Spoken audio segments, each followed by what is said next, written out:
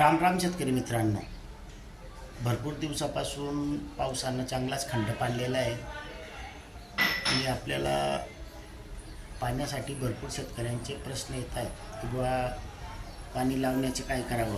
ज्यांच्याकडे पाण्याची सोय आहे त्यांच्याबरोबर ठीक आहे, आपण पाण्याचे नियोजन करू शकतो आहे जमिनीच्या पोतानुसार. परंतु शेतकरी मित्रांनो, ज्यांच्याकडे पाणीची सुविधा नसेल त्यांच्यासाठी हा खास महत्त्वाचा व्हिडिओ आहे. तुम्ही पूर्ण व्हिडिओ बघायचा, त्याच्यामुळे ते म्हणजे पूर्ण माहिती आपण दिली जाते. तर शेतकरी मित्रांनो, व्हिडिओ चालू करण्या अगोदर आपण समजा हे जो सांगतोय हे काही आपण विकत नाही आहे की सांगितल्यामुळे मला काही फायदा होईल असंही नाही आहे. वापर तुम्ही करणार, तुमचा फायदा आहे. ज्या शेतकऱ्यांना पुस्तकी नॉलेजवर जास्त विश्वास आहे, अनुभवावर नाही आहे, त्यांनी हा व्हिडिओ बघूच नव्हे. कारण आपण हे जो सांगतोय अनुभवातून सांगतोय आणि अनुभव आपल्याला भरपूर वर्षापासून आहेत. असंही नाही आहे की मागच्या वर्षापासून वापर केला आणि आपण लोकांना सांगतोय, असंही नाही आहे. आपल्याला हे 10 ते 12 13 वर्ष होऊन गेलेले आहेत. तर शेतकरी मित्रांनो, जसं आपण दररोजच्या आहारमध्ये जाडमीठ खातो, या कोणी आता टाटा नमक खातं, टाटा नमकचा विषय वेगळा आहे. मी कमीत कमी 10 वर्षापासून टाटा नमक बंद केलेलं आहे. त्या जागेवर मी शेंद्या नमक नसेल तर मग आपलं जाडमीठ खातो. सर्व काही शेंद्या नमक आणि जाडमीठ याच्यावर चालू आहे. टाटा नमक आपण घेत नाही आहे आणि ते वापर पण बंद केलेला आहे आपण, कारण त्याच्यामध्ये आयोडीनयुक्त जास्त असतं. आणि शेतकरी मित्रांनो, हे जो आपण मीठ सांगतोय हे समुद्री मीठच पाहिजे, त्यातलं जाड म्हटलंच पाहिजे. आता याचे अनुभव आपण पाणी नसताना कसं करावं, कसं वापरावं याच्यावर सांगणार आहोत. शेतकरी मित्रांनो, जर तुम्ही 1 एकरसाठी 40 गुंठ्यासाठी 15 किलो जाडमीठ फेकून दिलं तर तुमच्या ह्या वेळेला दिवसाला जास्त प्रमाणात टेम्परेचर आहे आणि रात्रीच्या वेळेला दव पडतो, या वस म्हणतात, ते पडतंय. तर ते मीठ कधी फेकलेलं असेल तर त्या भागांवर बघा तुम्ही, तिथं पाणी साचलेलं दिसेल आणि थोडा पाण्याचा बचाव होऊन जातो. कारण हे भरपूर शेतकऱ्यांना अनुभव आहे. फक्त शेतकरी अनुभव शेअर का करत नाही, कारण मिठावर भाष्य करणारे चांगले कमी आणि वाईट जास्त आहेत. कॉमेंट म्हणजे वाईट परिणाम जास्त वाईट होतात हे सांगतात, कारण यांनी वापर कधी केला नाही आहे.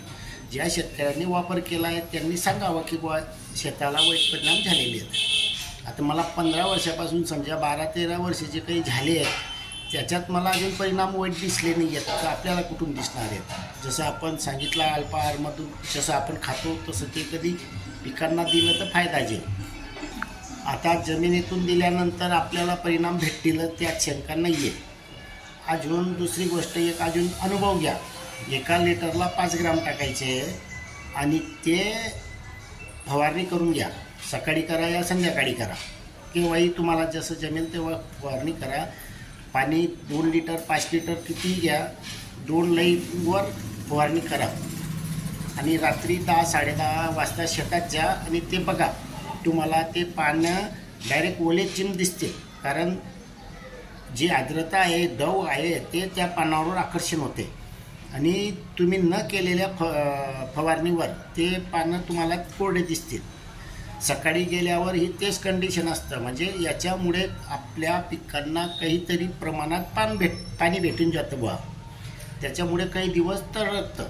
तर शेतकरी मित्रांनो, तुम्ही कधी समजा 8-8 दिवसाला या 4-4 दिवसाला कधी लवकर असेल, समजा तुम्ही एका दिवसा आडवी फवारणी करू शकता, तितका टाईम राहत नाही आपल्याकडे. तर 4-4 दिवसानं कधी फवारणी केली तर जे काही 5-7-8 दिवस पाऊस नसेल तरी आपल्या पिकांवर तेवढा साईड इफेक्ट होणार नाही. हे थोड्या जागेवर वापर करून बघा, परिणाम बघा. त्याच्यानंतर मग पहिल्या दिवशी प्रयोग केल्यानंतर तुम्हाला अनुभव येईलच, त्यानंतर संपूर्ण क्षेत्राला टाका. शेतकरी मित्रांनो, अगोदर अजूनही सांगतोय, ह्या मिठापासून मला काही सल्ला देऊन तुम्हाला फायदा नाही आहे, या तोटाही नाही आहे. जमीन तुमची खराब झाली तर मला काय भेटणार आहे? शेतकरी मित्रांनो, आपण सर्वांना भवितव्यात खर्च कमी कसा होईल ह्या उद्देशानं आपण लोकांपर्यंत पोहोचतोय, हळूहळू कशाना. कारण चांगल्या गोष्टीला केव्हाही वेळ लागतो आणि आपल्या याच्यामध्ये आजपर्यंत जिती प्रयोग केलेले आहेत आणि शेतकऱ्यांपर्यंत पोहोचवले आहेत, आजपर्यंत आपण चांगलंच काम करत गेलेलो आणि भवितव्यातही चांगलंच काम करणार आहेत. आपल्याला व्हिडिओ जास्त बघण्यासाठी रिकामे टेकडे व्हिडिओ आपण टाकत नाही किंवा विदेशी फाटो हेही टाकत नाही. जे आहे जसं बनवलं तसं आपण शेतकऱ्यांपर्यंत दाखवतो. पिकांचंही तसंच असतं, जसं पीक असेल तसंही आपण दाखवत राहतो.